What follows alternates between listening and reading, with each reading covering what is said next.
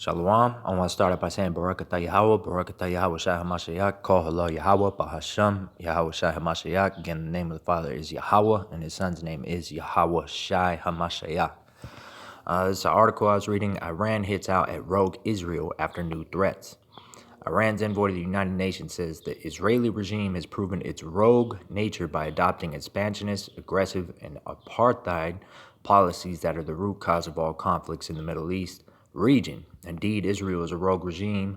It is a regime. By definition, this is an undeniable fact for the international community, except for those who believe illegal occupation, illegal settlements, apartheid, siege, and regular attacks of mass murder are the legitimate actions of a regime that proclaims itself as the only democracy in the Middle East. It's basically communist, fascist country. All right. Ghulamali Khosrow said in a statement addressed to the UN Security Council on Thursday. Khosrow criticized the United States and other members of the Council for granting Israel a sense of exceptionalism that has allowed Tel Aviv to constantly undermine peace in the region without ever having to worry about the consequences. And it will never have to worry about the consequences. Why? Because the state of Israel really is a tool for the United States of America to overthrow governments and take their stuff. The impunity this regime has enjoyed for so long wouldn't have been possible without the help it receives from the U.S. and certain interest groups. He said it straight out. All right. The statement followed a series of military threats by Israeli officials against various countries in the region, including Iran and Syria, which have gone unnoticed by the UN Security Council. You know, Israel's been planning to make war with Iran for quite some time now. Earlier on Thursday, Israeli Minister of Military Affairs Avigdor Lieberman hurled an unprovoked threat towards Iran, telling Arabic-language Saudi-owned news website Elaf that if Iran attacks Tel Aviv, we will hit Tehran. They've already attacked Iran. They killed 7 Iranian soldiers. It's an act of war. They're trying to provoke them to war. They've been wanting to go to war with Iran for some time because they're the main stabilizer of the Middle East.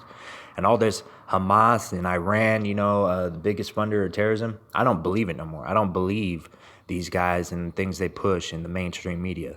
All right, they're without a doubt liars, and they fund terrorism. They create and destabilize the Middle East, which creates more terrorism. And they have the nerve to say something against Iran. I don't believe them for 1 second. I have a strong suspicion that Israel is in bed with Hamas, the guys of Saudi Arabia and the United States of America, somehow, some way. On April 9th, Israeli leaders proudly announced that they had conducted a missile attack against the T4 air base in Syria's Homs province, where Iranian and Russian military advisors were stationed on a mission to assist Syrian military forces in the war against Daesh and other foreign-backed militants. And again, they have no problem with militants. They want them there. The attack killed more than a dozen people, including 7 Iranian military advisors. Israeli officials have made it clear that they would not refrain from orchestrating similar attacks in future. All right? A nation has the right to defend itself. Iran has the right to defend itself. They killed 7 Iranians. All right? Iran has the right to defend itself against the Israeli regime under Benjamin Netanyahu. All right, they have every right to defend themselves. Every outpost in which we see Iran positioning militarily in Syria, we will destroy, and we will not allow this no matter what the price. Why? Because there's oil there, and they're invited there. They're a legitimate government, invited in by a legitimate government. Russia's there, a legitimate government. All right, they're trying to steal oil. The blatant threat drew a response from Chairman of the Chiefs of Staff of the Iranian Armed Forces, Major General Mohammad Bagheri, who said Friday morning that the attack on T4 was nothing but small fireworks that were never going to stop Iran's influence in the region. You killed 7 Iranian servicemen. It was an act of war. Bagheri also downplayed reports, that's what they do, that some regional countries were joining forces with Israel to form a front against Iran. All right, and that's what Benjamin Netanyahu's in the ear of Trump right now in the military-industrial complex, trying to get at Iran. They've been planning war with Iran for some time.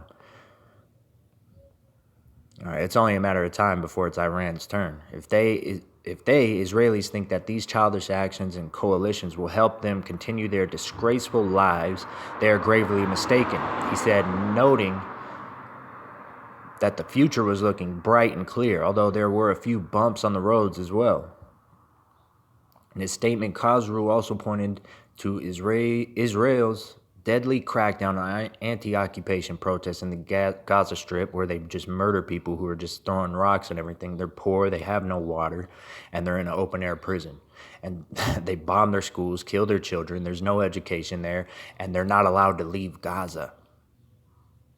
It's an open-air prison. Reaffirms its solidarity with the Palestinian people. You know, there's a law for the Israeli government, because they used to practice just blatant execution. Now they go inside Gaza. They could walk into somebody's home while they're sleeping, 7 soldiers, and they'll walk up to a person while he's sleeping. And if he moves suddenly, they have the right to kill him. All right, if you wake up and there's a gun pointed at your face, you're not going to just sit still. You're going to be frightened, and they have the right to kill you. It's just a guise for more execution.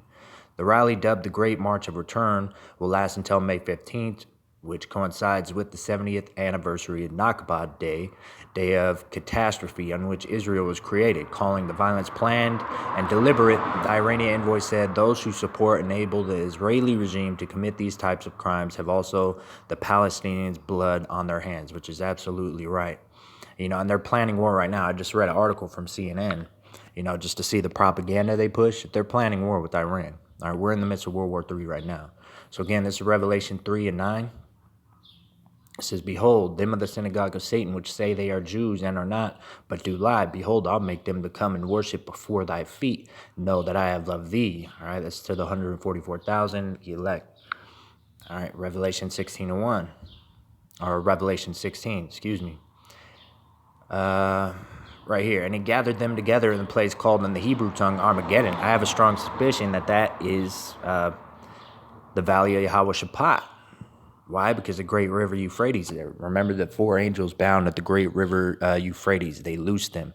The great river Euphrates runs through that region, the valley of Yahweh Shaphat.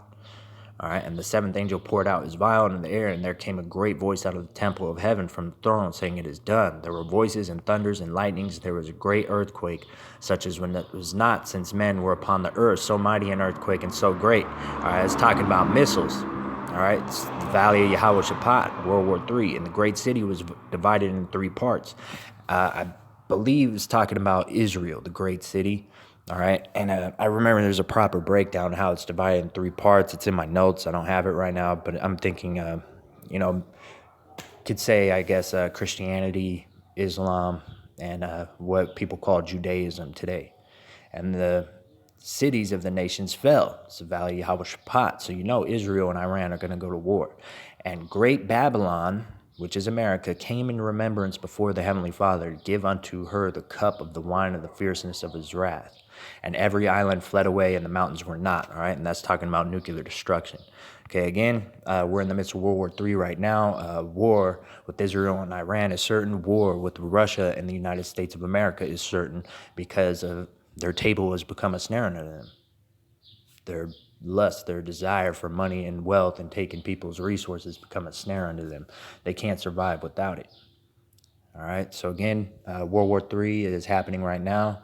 And again, I found more evidence the RFID microchip is being introduced in the year 2019. It's already here. It's in Sweden. It's in Wisconsin. They just had a radio interview with the gentleman who did that shipping party in Wisconsin, and it's here now. It's coming in 2019. So with that, I'm going to say, Barakatah Yahweh Shah HaMashiach, Kol Holo Yahweh, Bahasham, Yahweh Shah HaMashiach, double honors, apostle, elders, of great millstone, who are the holy apostles, prophets mentioned in the book of Revelation, and bless the Akim that are pushing word in true sincerity. To all you men of great millstone, I say, Barakatam, Bahasham, Yahweh Shah HaMashiach, Waha, Racha, Kodash, and Shalom.